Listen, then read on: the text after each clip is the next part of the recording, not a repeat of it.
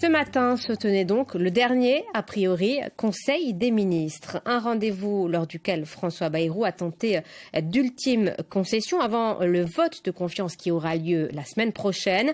Et dans le même temps, l'actuel chef du gouvernement poursuit ses consultations. Il a reçu le groupe Lyot cet après-midi.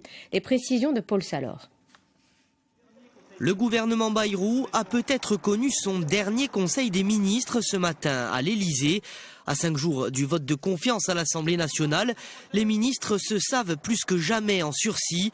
Emmanuel Macron les a appelés à la mobilisation générale autour de François Bayrou. Sur le plateau de BFM TV hier, Laurent Marcangeli affichait sa loyauté au chef du gouvernement. Difficile. Moi, je soutiens le Premier ministre. Je fais partie de celles et de ceux au sein de ce gouvernement qui ont toujours adopté la même attitude. Un ministre, soit il est d'accord et il reste, soit il n'est pas d'accord et il s'en va. Ouais. Je serai là jusqu'au bout. Depuis hier, les chefs de parti défilent à Matignon.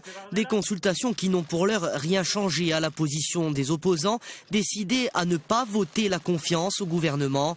La délégation de Lyot, à laquelle participait Michel Castellani, a été reçue cet après-midi.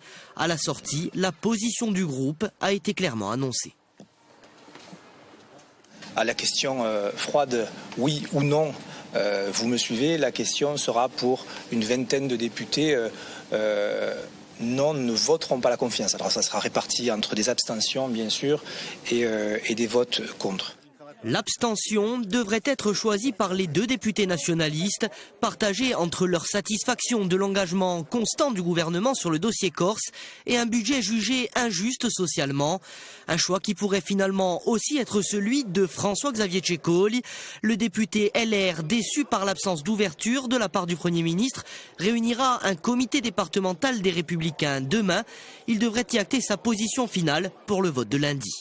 En cas de chute du gouvernement, le projet de loi constitutionnelle sur l'évolution du statut de la Corse sera sans doute largement impacté. Le processus d'autonomie pourrait connaître un coup d'arrêt encore plus important si Emmanuel Macron choisissait de dissoudre à nouveau l'Assemblée nationale. Tous les travaux parlementaires en cours seraient alors immédiatement suspendus. Ce matin se tenait